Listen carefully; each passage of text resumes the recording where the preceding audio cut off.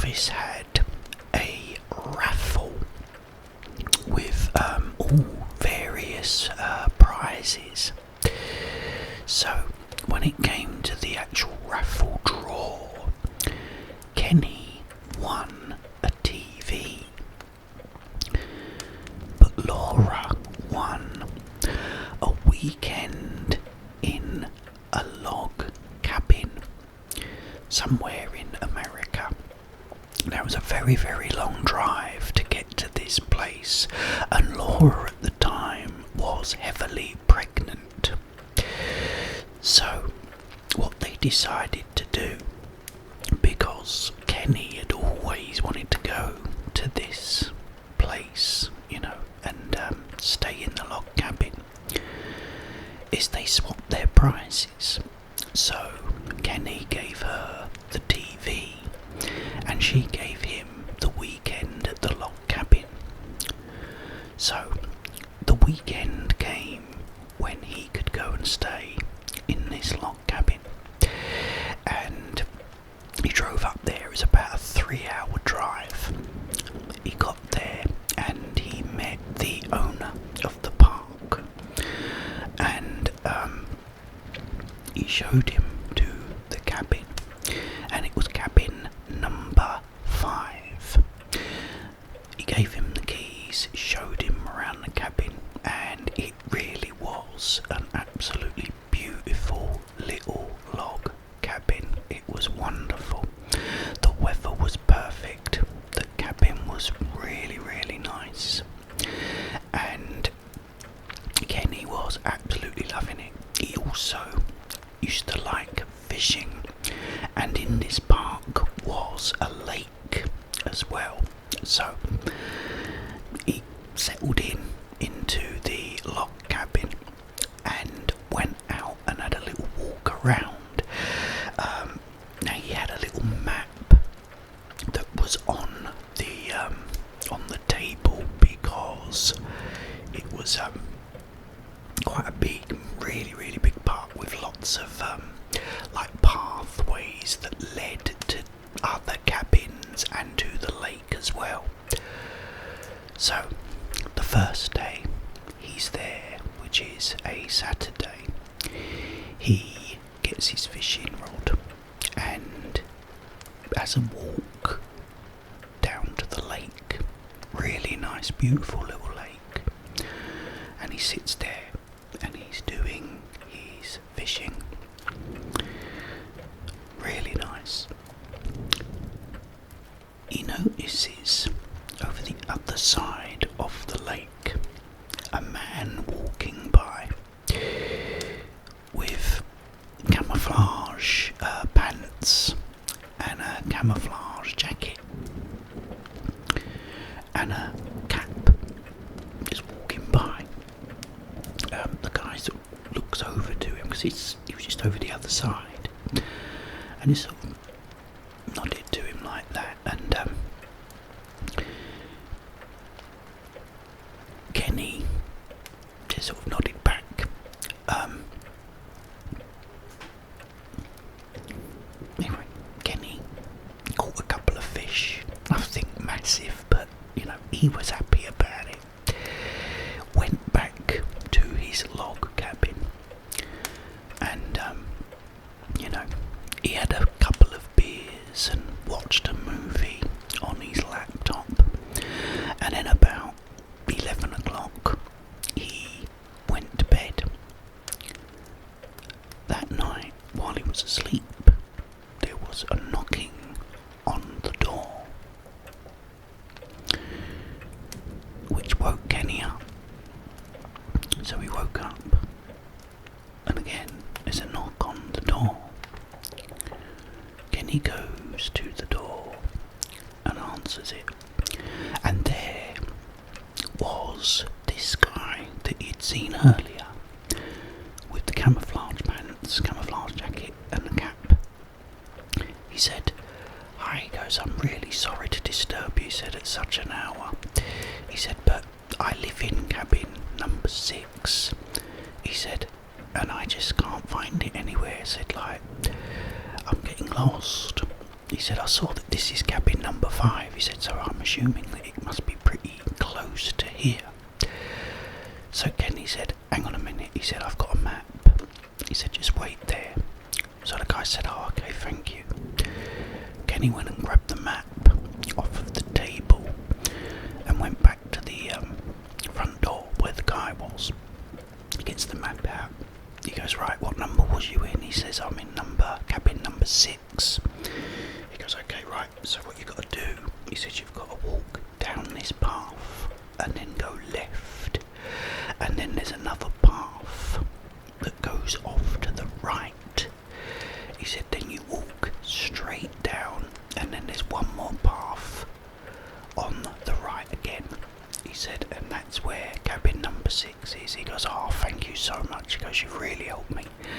He goes, no problem at all. He goes, once again, I'm really sorry for disturbing you. He said, that's alright, no worries. The guy walks off. And Kenny goes back to bed and goes to sleep. The next day,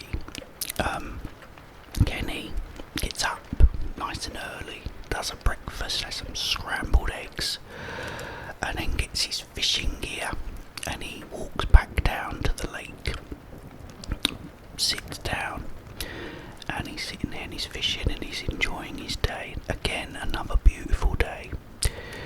Again, over the other side of the lake, he sees this guy again. The guy walks along, stops and sees Kenny, and this time he waves. He goes, Kenny goes, waves back and shouts across. He goes, did you find your cabin? You know. And the guy said, oh yeah. He goes, thanks for that. He goes, great. And the guy then walks off. Again, Kenny catches a few fish, nothing special, but you know, he's still very happy. He's had a great day. He then goes back to the cabin, and again has a few beers and watches a movie on his laptop, and then round about 11 o'clock, 12 o'clock again, he goes to bed. Once again, 2 o'clock in the morning, there's another knock on the door. Kenny again wakes up and there's another knock. Kenny gets up again and this time he's tired, you know, it's all dark as well. He's had to find the light switch and turn it on,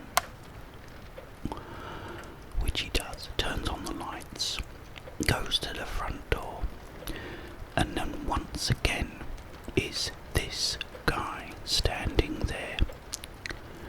The guy says, I'm so sorry. He says, again, he said, I'm lost. He said, I'm trying to get back to cabin number 6. He said, and I just can't find it. He said, I just come here because you're 5. He said, and you helped me last night. He said, I'm so sorry to disturb you. Anyway, this time, Kenny was a bit tired. He had to get up early in the morning because he had to leave and drive back to New York. So anyway, Kenny said, okay, look, don't worry. He comes back, gets the map and gives it to the guy. Goes, look, he goes, this is the map. He goes, look, keep it. He said, I'm leaving tomorrow. He said, I don't need it. He said, so just keep that one, okay? He goes, thank you so much. He goes, again, I'm so sorry, man. He said, I didn't mean to disturb you. He said, I do apologise. And he goes, look, no worries at all. He goes, just keep the map, he says, and you'll be alright. So the guy then walks off, thanking him once more. So Kenny then goes back into the cabin, switches off the light, and goes to bed. He wakes up the next day, his alarm clock goes off, and he packs all his stuff and puts it in the back of his car.